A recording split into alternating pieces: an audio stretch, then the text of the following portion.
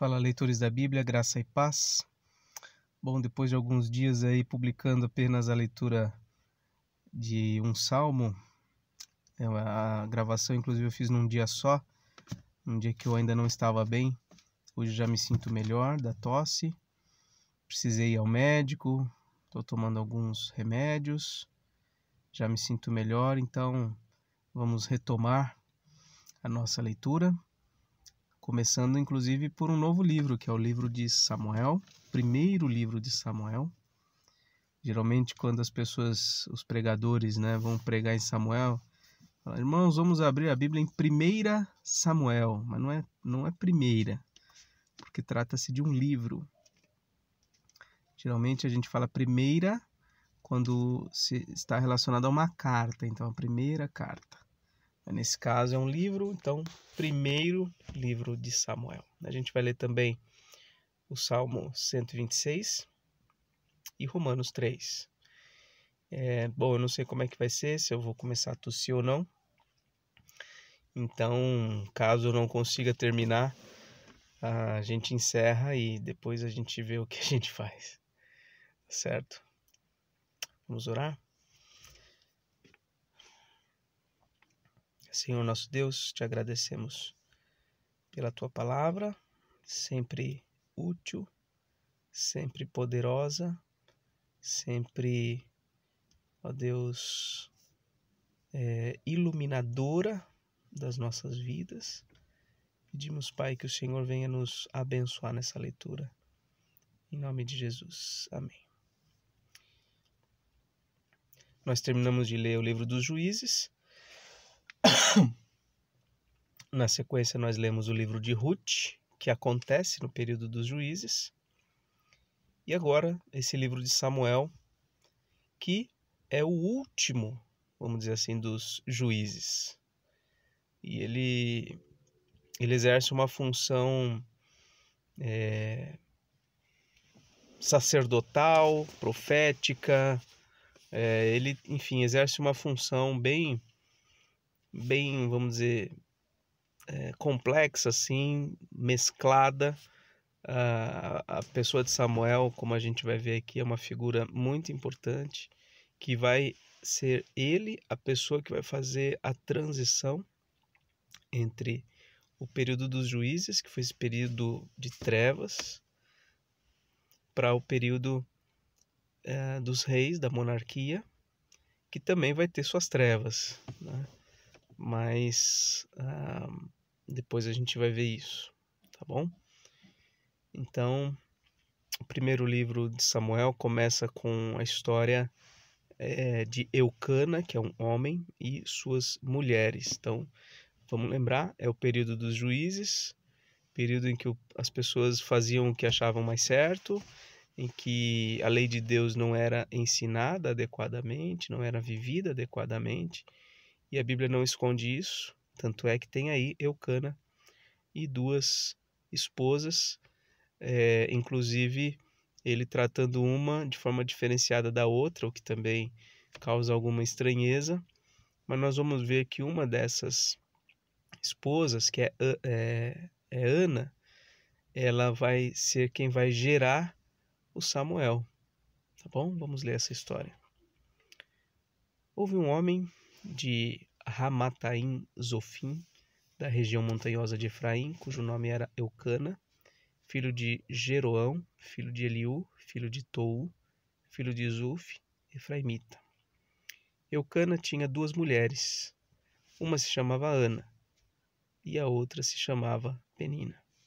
Penina tinha 2 filhos, Ana, porém, não tinha. São 2 mulheres, uma era estéril, que era Ana, e a outra tinha filhos, que era Penina. Todos os anos, esse homem ia da sua cidade para adorar e sacrificar ao Senhor dos Exércitos em Siló, a cidade. O local de adoração nesse período ainda era Siló, onde Ofni e Finéias, os 2 filhos de Eli, eram sacerdotes do Senhor. Então, esse é o período em que tinha até a questão dos sacerdotes, mas não cumprindo exatamente o que deviam fazer. Então, eles dois, filhos de Eli. No dia em que Eucana oferecia o seu sacrifício, ele dava porções deste a Penina, sua mulher, e a todos os seus filhos e filhas. A Ana, porém, dava uma porção dobrada, porque ele a amava, mesmo que o Senhor a tivesse deixado estéril. Penina, sua rival, a provocava excessivamente para irritar, porque o Senhor a tinha deixado sem filhos. Isso acontecia ano após ano. Todas as vezes que Ana ia à casa do Senhor, a outra a irritava. Por isso Ana se punha a chorar e não comia nada. Então Eucana, seu marido, lhe disse: Ana, por que você está chorando? Por que não quer comer? Por que está tão triste? Será que eu não sou melhor para você do que 10 filhos? Então o marido tentou consolar ela, falou: eu sou melhor para você do que 10 filhos. Por que você está chorando? Eu não supro a sua necessidade. Ela queria ter filhos também. Ela se via menosprezada. Para a mulher, nesse período, no período bíblico, ser estéril representava uma maldição, né? Então, certa vez, após terem comido e bebido em Siló, Ana se levantou, quando o sacerdote Eli estava sentado na sua cadeira, junto a um pilar do templo do Senhor. E Ana, com amargura de alma, orou ao Senhor e chorou muito. Ela fez um voto, dizendo: Senhor dos exércitos, se de fato olhares para a aflição da tua serva e te lembrares de mim, e não te esqueceres da tua serva, e lhe deres um filho homem, eu o dedicarei ao Senhor por todos os dias da sua vida, e sobre a cabeça dele não passará navalha. Então ela faz um compromisso diante de Deus. Se o Senhor me der um filho, se o Senhor tiver compaixão, se lembrar de mim, for um filho homem, eu vou dedicá-lo ao Senhor, vou consagrá-lo ao Senhor, e ele não vai cortar o cabelo. Ana continuava a orar diante do Senhor. E o sacerdote Eli começou a observar o movimento dos lábios dela, porque Ana só falava em seu coração. Seus lábios se moviam, porém, não se ouvia voz nenhuma.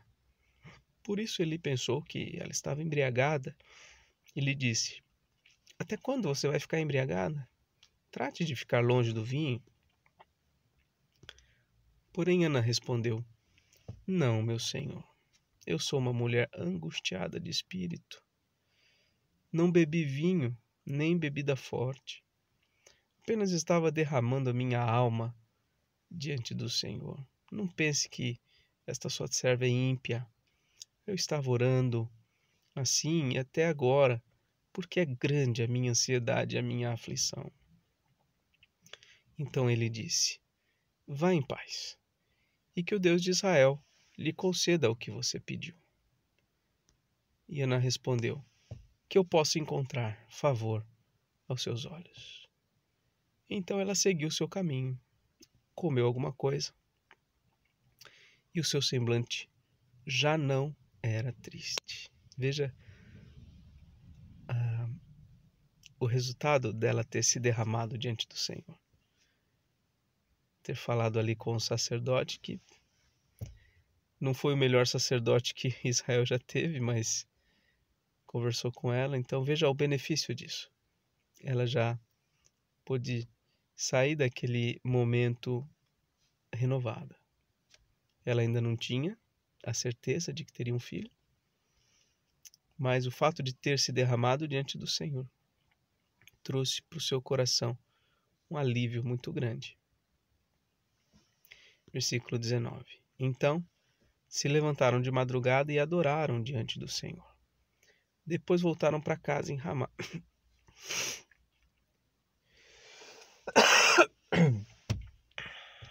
Eucana teve relações com Ana, sua mulher, e o Senhor se lembrou dela. Ana ficou grávida e, passando o devido tempo, teve um filho. a quem deu o nome de Samuel, pois dizia: do Senhor o pedi. Eucana, seu marido, foi com toda a sua casa para oferecer ao Senhor o sacrifício anual, como ele sempre fazia, e para cumprir o seu voto. Ana, porém, não foi.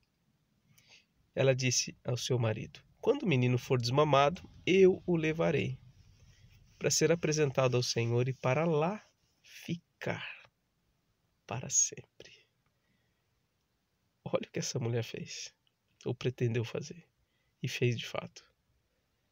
Ela orou, consagrando o filho que ela não tinha ainda, e ela se dispôs, quando ele fosse desmamado, ou seja, quando ele já tivesse cumprido o tempo da amamentação, fosse levado, isso com 2 aninhos, aproximadamente, fosse levado para lá ficar para sempre, servindo ao Senhor, lá em Siló. Eucana, seu marido, respondeu: faça o que achar melhor. Fique aqui até desmamá-lo e que o Senhor confirme a promessa que você fez. Então ele aprovou esse voto.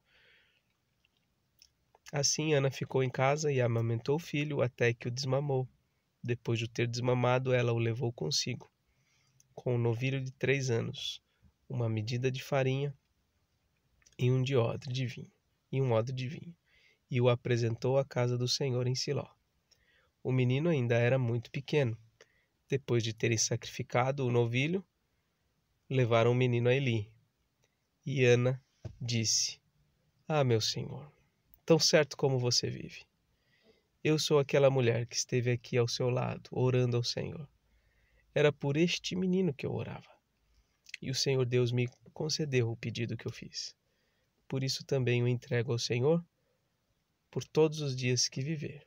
Será dedicado ao Senhor. E ali eles adoraram ao Senhor. Então esse é o início da história. Como Samuel chega ao mundo através de uma mulher piedosa, um exemplo de mulher piedosa, de mulher de oração, um exemplo de como nós devemos consagrar nossos filhos a Deus, prepará-los para o serviço do Senhor, mesmo antes de terem nascido. Um exemplo, uma história muito, muito bonita. E aí nós temos o cântico de Ana, no capítulo 2. Então Ana orou assim: o meu coração exulta no Senhor. A minha força está exaltada no Senhor. A minha boca se ri dos meus inimigos, porque me alegro na tua salvação. Ninguém é santo como o Senhor, porque não há outro além de ti, e não há rocha como o nosso Deus. Não multipliquem palavras de orgulho, que não saiam palavras arrogantes da boca de vocês, porque o Senhor é o Deus da sabedoria, e ele pesa na sua balança todos os feitos das pessoas. O arco dos fortes é quebrado, porém os fracos são revestidos de força. Os que antes estavam fartos, hoje trabalham pela comida, mas os que andavam famintos não têm mais fome. Até a mulher estéril tem 7 filhos, e a que tinha muitos filhos perde o vigor. O Senhor é quem tira a vida e quem a dá. Ele faz descer a sepultura e faz subir. O Senhor empobrece e enriquece, humilha e também exalta. Levanta o pobre do pó e tira o necessitado do monte de lixo, para o fazer assentar ao lado de príncipes, para o fazer herdar o trono de glória. Porque do Senhor são as colunas da terra, e ele firmou o mundo sobre elas. Ele guarda os pés dos seus santos, mas os perversos emudecem nas trevas da morte. Porque o homem não prevalece pela força. O Senhor destrói os seus inimigos. Dos céus troveja contra eles. O Senhor julga as extremidades da terra, dá força ao seu rei e exalta o poder do seu ungido. Então Eucana voltou para sua casa em Ramá, mas o menino ficou servindo o Senhor diante do sacerdote Eli. Essa canção de Ana é muito bonita. Teria muita coisa para a gente observar aqui. Veja o lampejo de luz que tem nesse meio de trevas. Uma fé muito consistente. Inclusive, ela, de alguma forma, guiada pelo Espírito Santo, ela fala nesse finalzinho aqui no versículo 10, sobre o Rei do Senhor e o ungido do Senhor. De quem ela está falando? A gente não tem noção do que ela sabia, mas certamente havia no coração dela essa esperança. Talvez a esperança dos verdadeiros crentes daquele tempo era que Deus pudesse estabelecer um rei segundo o seu coração, para guiar o povo, para vencer suas batalhas. Melhor do que aqueles libertadores provisórios que Deus levantava, o povo de Deus mesmo, os verdadeiros crentes esperavam do Senhor o encaminhamento de um rei segundo o seu coração, que é o que representativamente vai chegar em breve na história, com a chegada de Davi. Mas tem muita água para rolar até a chegada de Davi. Os filhos de Eli eram homens malignos e não se importavam com o Senhor. O costume desses sacerdotes com o povo era este: quando alguém oferecia um sacrifício, o servo do sacerdote vinha com um garfo de 3 dentes na mão, e enquanto a carne estava cozinhando, enfiava o garfo na caldeira, na panela, no caldeirão ou na marmita. E tudo o que o garfo tirava, o sacerdote pegava para si. Assim se fazia a todo Israel que ia ali a Siló. Também antes de se queimar a gordura, o servo do sacerdote vinha e dizia ao homem que estava oferecendo o sacrifício: dê um pedaço dessa carne para o sacerdote assar. Ele não aceitará de você carne cozida, mas apenas crua. Se o ofertante lhe respondia: deixe que primeiro queime a gordura, depois você pode pegar o quanto quiser, o servo do sacerdote dizia: não, você tem que entregar essa carne agora, senão eu a pegarei à força. Era, pois, muito grave o pecado desses moços diante do Senhor, porque eles desprezavam a oferta do Senhor. Samuel ministrava diante do Senhor, sendo ainda menino, vestido de uma estola sacerdotal de linho. Olha só, ele nem era da linhagem sacerdotal, filho de Ana, esqueci o nome da cidade, mas não era da linhagem sacerdotal, mas fizeram uma estolinha sacerdotal. Aliás, a sua mãe lhe fazia. Olha o versículo 19. Sua mãe lhe fazia uma túnica pequena e de ano em ano a levava para ele quando ia com seu marido oferecer o sacrifício anual. E ele abençoava Eucana e sua mulher, e dizia: que o Senhor dê a vocês filhos desta mulher, em lugar do filho que devolveu ao Senhor. Então, o menininho já desde cedo, já com uma túnica pequenininha, uma estola sacerdotal de linho, e assim ele foi formado. E voltavam para sua casa, Eucana e a mulher. Assim o Senhor abençoou Ana e ela engravidava. Teve mais 3 filhos e 2 filhas. E o menino Samuel crescia diante do Senhor. Ele já era muito velho e ouvia tudo o que seus filhos faziam, e todo Israel, e de como se deitavam com as mulheres que serviam à porta da tenda do encontro. Quer dizer, além deles fazerem o que faziam com as ofertas que o povo de Deus levava, eles se deitavam com as mulheres que estavam ali. E ele disse para eles: por que vocês fazem essas coisas? Pois de todo este povo ouço constantemente falar das coisas más que vocês fazem. Não, meus filhos, porque não é boa fama. Não é boa fama esta que ouço. Vocês estão levando o povo do Senhor a transgredir. Se um homem pecar contra o seu próximo, Deus será o árbitro. Mas se ele pecar contra o Senhor, quem intercederá por ele? Mas eles não ouviram a voz de seu pai, porque o Senhor os queria matar. Olha só, Deus endureceu o coração deles para eles continuarem fazendo o que era errado, porque Deus queria matar, ele queria punir aqueles homens. E o jovem Samuel crescia em estatura e no favor do Senhor e dos homens.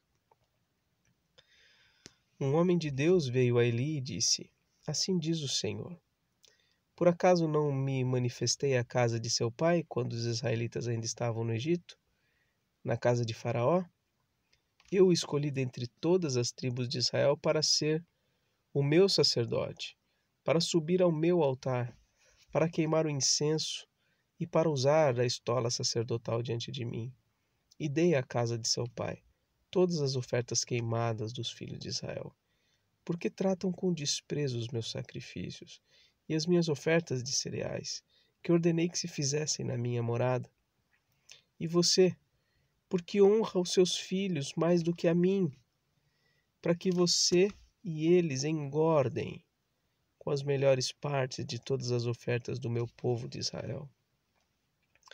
Portanto, o Senhor, o Deus de Israel, diz: Na verdade, eu prometi que a sua casa e a casa de seu pai andariam diante de mim para sempre. Mas agora o Senhor diz: Longe de mim tal coisa, porque honrarei aqueles que me honram, porém desprezarei os que me desprezam. Eis que vem dias em que acabarei com o seu poder e com o poder da casa de seu pai, para que ninguém em sua casa chegue a ficar velho.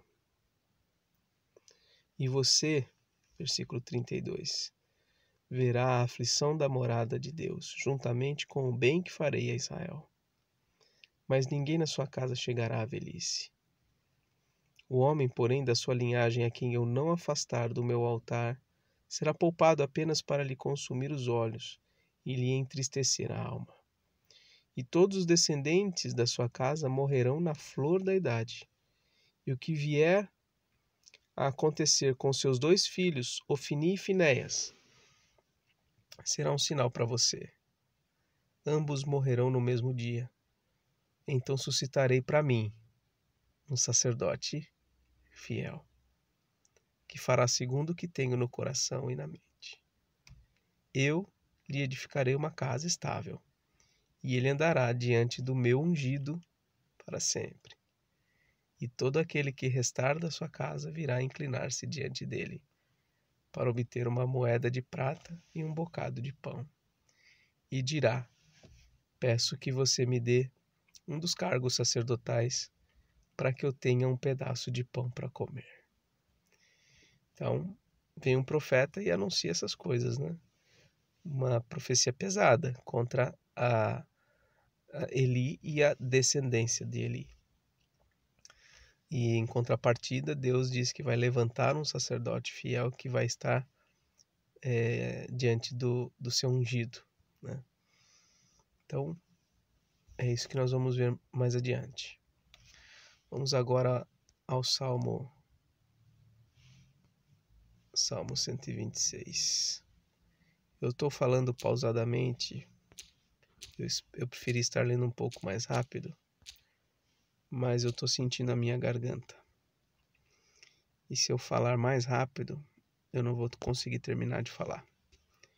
Então, por isso que eu estou um pouco mais pausado. O Salmo 126 é um cântico de peregrinação.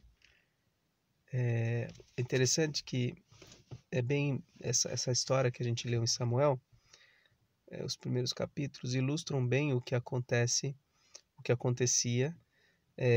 no contexto desses salmos de peregrinação ou de romagem. O povo de Deus ia para, no caso, Siló, no tempo de Samuel ali, dos juízes, anualmente, depois de Jerusalém. E é nesse contexto dessa viagem que esses cânticos eram entoados pelo povo no trajeto, né?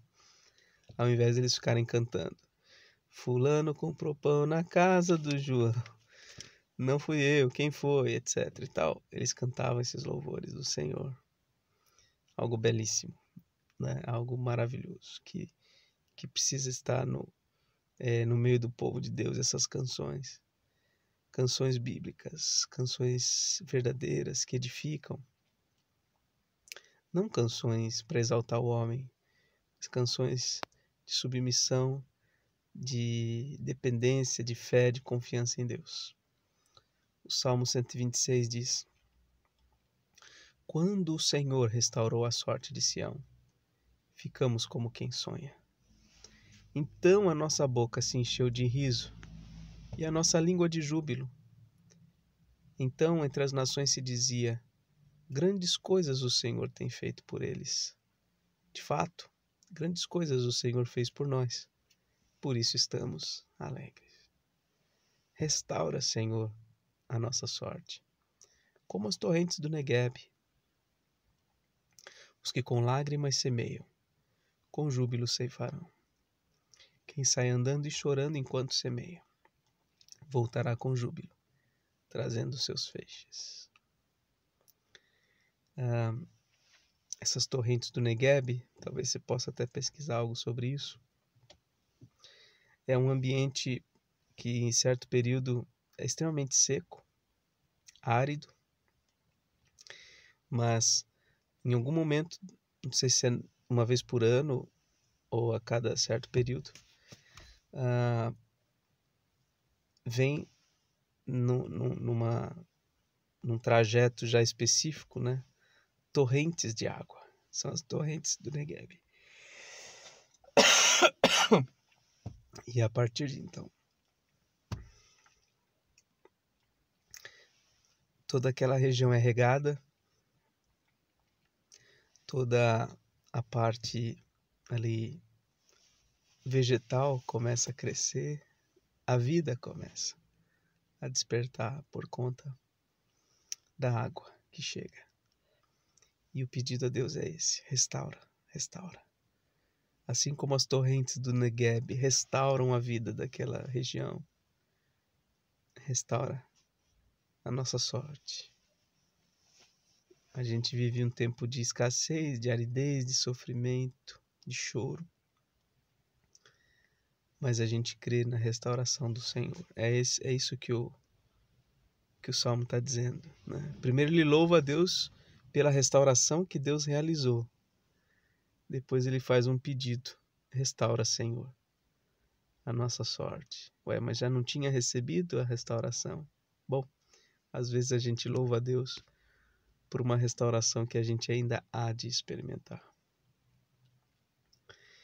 E agora vamos tentar concluir a leitura de hoje, hein? Minha gargantinha aqui não está ajudando muito, mas vamos lá. Romanos 3. O apóstolo vem tratando sobre o fato de que todos são pecadores. Tanto judeus como gregos. E ele diz aqui no capítulo 3. Qual é então a vantagem do judeu? Ou qual a utilidade da circuncisão?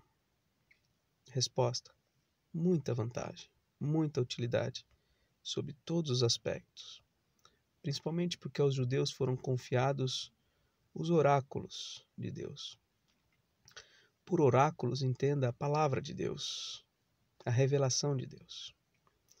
E então, se alguns não creram, será que a incredulidade deles anulará a fidelidade de Deus? Se alguns dos judeus não creram, significa que Deus não é fiel? Resposta: de modo nenhum. Seja Deus verdadeiro e todo ser humano mentiroso. Como está escrito: para que sejas justificado nas tuas palavras e venha a vencer quando fores julgado. Mas se a nossa injustiça evidencia a justiça de Deus, que diremos? Seria Deus injusto por aplicar a sua ira? Falo em termos humanos. É claro que não. Do contrário, como Deus julgará o mundo?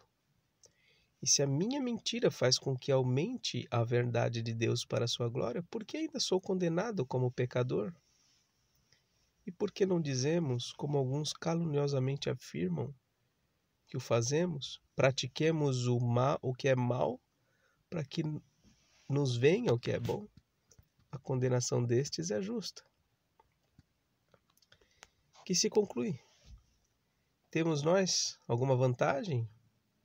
Não, de forma nenhuma, pois já temos demonstrado que todos, tanto judeus como gregos, estão debaixo do pecado. Como está escrito: não há justo nenhum sequer, não há quem entenda, não há quem busque a Deus. Todos se extraviaram, todos se desviaram e juntamente se tornaram inúteis. Não há quem faça o bem, não há nenhum sequer. A garganta deles é sepulcro aberto, com a língua enganam, veneno de víbora está nos seus lábios. A boca eles a têm cheia de maldição e amargura. Os seus pés são velozes para derramar sangue. Nos seus caminhos há destruição e miséria. Eles não conhecem o caminho da paz. Não há temor de Deus diante de seus olhos. Então, esse é um trecho, uma citação no Salmo, que mostra a realidade do homem, de todos os homens. Essa é a realidade espiritual do ser humano, distante de Deus. Ora, sabemos que tudo que a lei diz é dito aos que vivem sob a lei, para que toda boca se cale e todo mundo seja culpável diante de Deus. Porque ninguém será justificado diante de Deus por obras da lei, pois pela lei vem o pleno conhecimento do pecado. Paulo argumenta nesse sentido, dizendo que, olha, a lei de Deus, ela não veio para salvar ninguém. A lei de Deus veio para expor a incapacidade de vocês de obedecer a Deus e de conseguir por si mesmos o mérito, qualquer mérito diante do Senhor. É por isso que vocês precisam de alguém que seja perfeito, que seja justo e que possa justificar vocês. E aí vem a doutrina da justificação pela fé. Maravilhosa doutrina da justificação pela fé. Versículo 21 em diante. Do versículo 21 aqui até o 27, se eu não estou enganado. Deixa eu ver aqui. Até o 26. É o coração da exposição da justificação pela fé, dessa doutrina.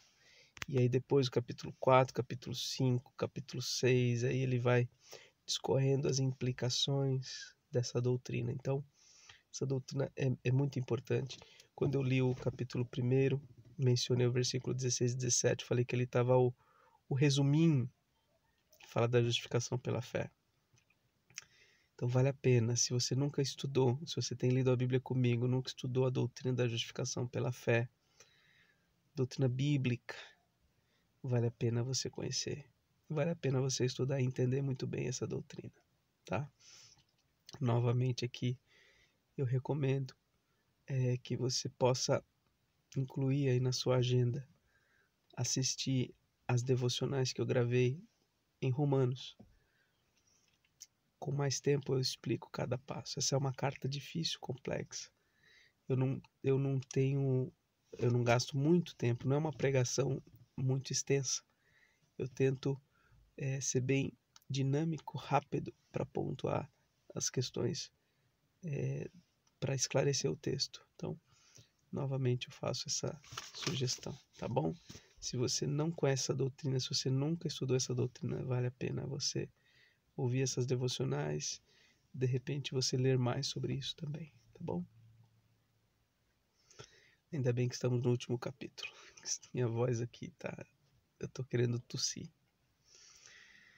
Mas agora, sem lei, a justiça de Deus se manifestou, sendo testemunhada pela lei e pelos profetas.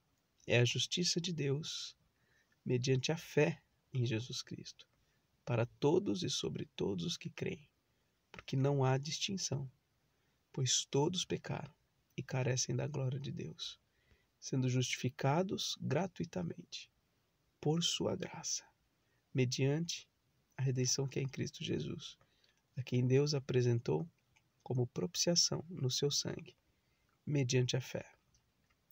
Deus fez isso para manifestar a sua justiça, por ter ele, na sua tolerância, deixado impunes os pecados anteriormente cometidos, tendo em vista a manifestação da sua justiça no tempo presente, a fim de que o próprio Deus seja justo e o justificador daquele que tem fé em Jesus.